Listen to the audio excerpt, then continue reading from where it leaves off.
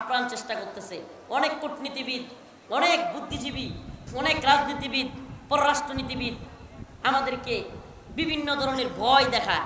আমি বলি, শুন বেটা, সোভিয়েত ইউনিয়ন দাম্ভিকতা দেখায় আফগানে এসে হামলা করছিল। আল্লাহ পাক আফগানের মুল্লাদের মাধ্যমে সোভিয়েতকে ভেঙে খান খান করে দিয়েছিল।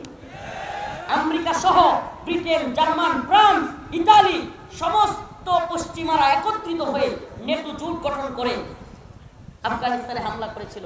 আল্লাহ পাক সেই নেটো জোটকেও আফগানিস্তানে 2021 সালে পরাজিত করে আফগানদের বিজয়ী করেছিল। এই আল্লাহ এখনো আছে না নাই? ভারতকে ভয় পাওয়ার টাইম আছে? আমরা একটা কথা বলি, আমরা দাঙ্গায় বিশ্বাসী না। আমরা হিন্দু মুসলিম দাঙ্গা হোক, এটা আমাদের চাওয়া না। আমরা মুসলিম সংখ্যাগরিষ্ঠ দেশে অন্যান্য ধর্মাবলম্বীরা থাকবে, সহ অবস্থানে বিশ্বাসী। কিন্তু তাই বলে ইসকন নাম দিয়ে রয়ের দালালি করে হাসিনাকে আবারও ক্ষমতা আনার জন্য এদেশে দাঙ্গা বাজাবে সুস্পষ্ট ঘোষণা করি। ওলামায়ে কেরাম যদি ডাক দেয়, জাতীয় নেতৃবৃন্দ যদি ডাক দেয়, ও বগুড়ার মুসলমান, ইসকনকে ছাত্রলীগের মতো বাংলাদেশে ইসকনের সকল কার্যক্রম নিষিদ্ধ করতে হবে। শুধু তাই নয়, ইসকনের বিরুদ্ধে প্রয়োজনে চট্টগ্রাম অভিমুখে লং মার্চ করা হবে। এরা কি করছে? আমাদের মুসলমানদের দোকানের মধ্যে গিয়ে হামলা করে বসেছে। অনেক ধৈর্য ধরা হয়েছে, অনেক ধৈর্য ধরা হয়েছে।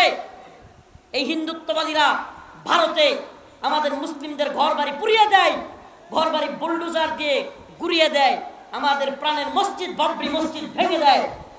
এরা নাকি আবার বাংলাদেশের বন্ধু, এরা নাকি স্বামী স্ত্রীর সম্পর্ক। কত কিছুই তো করলো না। তো এটা কেমন সম্পর্ক হলো যে আমাদের দেশ ৭৪ বছরে যেই বাঁধগুলো ছাড়ে নাই, এবার হাসিনা চলে যাওয়ার পরে সেই বাঁধগুলো ছেড়ে দিয়ে বাংলাদেশের মানুষকে বন্যার পানি দিয়ে মারে, সীমান্তের কাঁটাতারে আমাদের ভাই বোনদেরকে পাখির মতো গুলি করে মারে।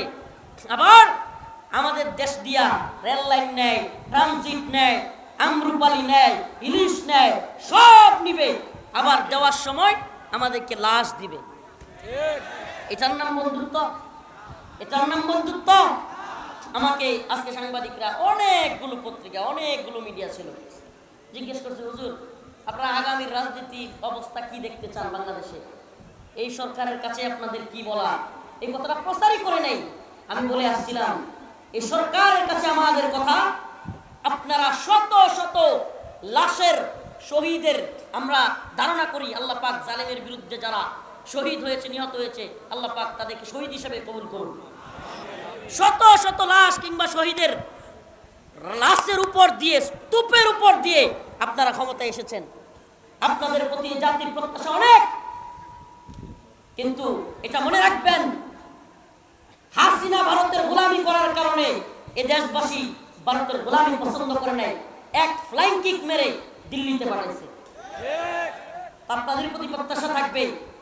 অন্য কিছুর ব্যাপারে কি করবেন আমরা জানি না, কিন্তু ভারতের ব্যাপারে নমনম করা যাবে না। এই বাংলাদেশের ধর্মীয়ভাবে বলেন, রাজনৈতিকভাবে বলেন, ভৌগোলিকভাবে বলেন, বর্তমানে বাংলাদেশের সবচাইতে বড় শত্রুর নাম হলো ভারত।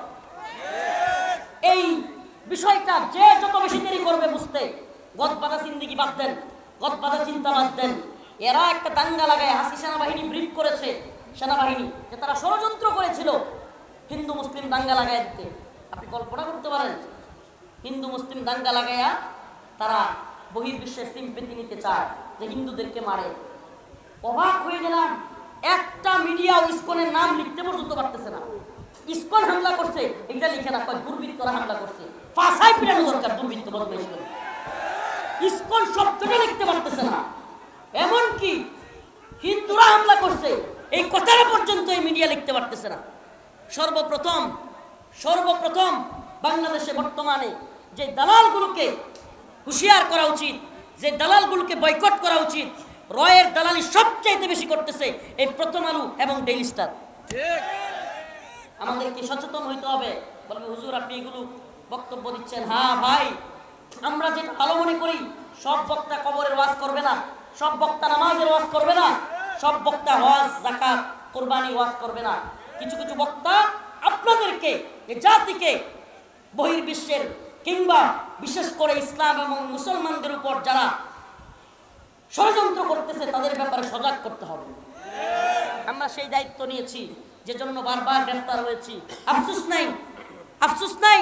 আজকে মিডিয়া জিজ্ঞেস করছে, হুজুর আগে কথা বলতে পারতেন না, এখন বলতে পারেন, মানে পরিবেশটা কি বলবেন? আমি বলছি, ভাই এটা নিয়ে আমার বিন্দুমাত্র মাথা ব্যথা নেই। অন্য কে কি বললো আমি জানি না, কিন্তু আমি আগেও যা বলার বলছি, এখনো যা বলার বলি। আমার আগেও যা ছিল, এখনো যা, আলহামদুলিল্লাহ। কারণ আমরা ভয় পাই কাকে? আমরা ভয় পাই কাকে? আল্লাহর ক্ষমতায় বিশ্বাসীরা পৃথিবীর কোনো ব্যক্তির ক্ষমতায় বিশ্বাস করে? পৃথিবীর কোনো ব্যক্তি, আর মিয়া জামাল গুড়া খাওয়া দিয়ে পাতলা পায়খানা হইলে পৃথিবীর কোনো ব্যক্তি বিছনা থেকে উঠতে পারবে? তা যেই মানুষ যত ক্ষমতাসীন হোক, বিছানা থেকে উঠতে পারে না পাতলা পায়খানা হইলে, এরে ভয় পেয়ে লাভ আছে? কথা কয় না। সারা পৃথিবীর সমস্ত ক্ষমতাসীনরা মিলে আমাকে 1 মিনিট বাঁচায় রাখতে পারবে বেশি? কথা কয় না। কারণ তাদেরকে কি ভয় পাবো? ভয় পাবো কাকে?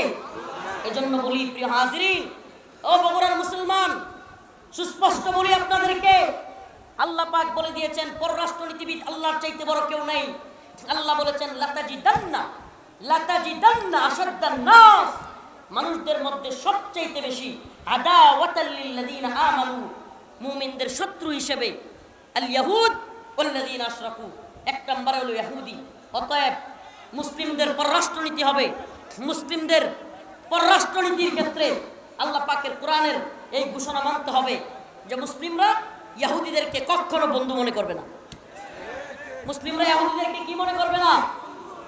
আল্লাহ পাক অন্য এক আয়াতে বলেছেন, ওয়ালান তারদা আনকাল ইয়াহুদ ওয়ালান নাসারা হাত্তা তাত্তাবি'a মিল্লাতাহুম, ওয়ালান তারদা, তোমাদের প্রতি তারা কখনোই রাজি খুশি হবে না, আনকাল ইয়াহুদ ওয়ালান নাসারা হাত্তা তাত্তাবি'a মিল্লাতাহুম, ইহুদি খ্রিস্টান কিংবা মুশরিকরা মুসলমানদের প্রতি কখনোই রাজি খুশি হবে না যতক্ষণ না পর্যন্ত হাত্তা তাত্তাবি'a মিল্লাতাহুম, তারা মনে করবে তোমরাও তাদের দলের লোক। আমার কথা মনে হয় বুঝাইতে পারি নাই। মুসলমানদের প্রতি এরা কখনো খুশি হবে না। কখন খুশি হবে? যখন দেখবে তাদের দলের লোক আমরাও হয়ে গেছি। তাইলে কি বোঝা গেল? ইন্ডিয়া হাসিনার প্রতি এত খুশি কেন? কারণ ইন্ডিয়া মনে করে হাসিনা মুসলমানদের দলের লোক না, তার দলের লোক। কথা বলেন। যদি হাসিনার প্রতি এতই খুশি, তার মানে কি? আল্লাহ নিজে বলেছেন, ওয়ামাই ইয়াতাওয়াল্লাহুম মিনকুম ফাইন্নাহু মিনহুম ইন্নাল্লাহা লা ইয়াহদিল কওমাজ জালিমিন। তোমাদের মধ্যে কেউ যদি তাদের সাথে গিয়ে মিলেমিশে চলে, তাদের সাথে মাখামাখি করে, তোমাদের বিরুদ্ধে যায়, তবে বুঝো সে তোমাদের দলের লোক নয়। ওয়ামাই ইয়াতাওয়াল্লাহুম মিনকুম ফাইন্নাহু মিনহুম, সে যেন তাদের দলেরই লোক। এগুলো একটা আমার কথা না, আল্লাহর কথা। তাইলে আপনি কি আল্লাহর চাইতে বড় পররাষ্ট্রনীতিবিদ হয়ে গেছেন? আজকে দেখলাম ছাত্রলীগ করে আমার এলাকা কিংবা বিভিন্ন এলাকার ফেসবুকে তো দেখি, ওমা এটা কি ট্রাম্প ক্ষমতায় এসে তারা পার্টি দিতেছে, গানের আসর বসেছে, হাই রে খুশি, হাসিনা বুবু আয়া উঠতেছে।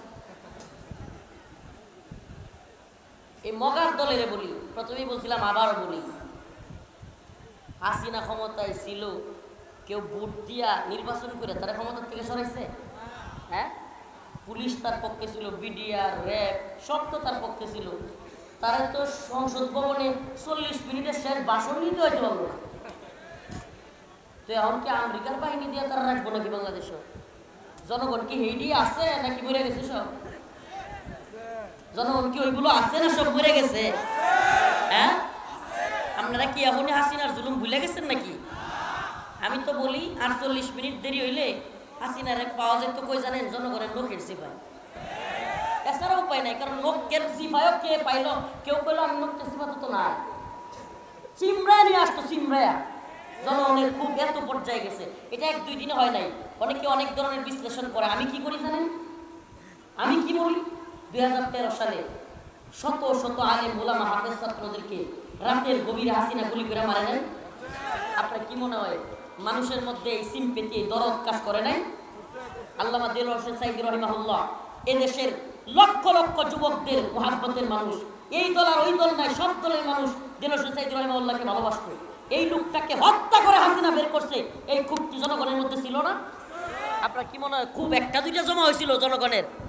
এত খুব একসাথে জমা হয়েছে যে হাসিনার মাংসের নখের মধ্যে হাসিনার মাংস পাওয়া যেত না।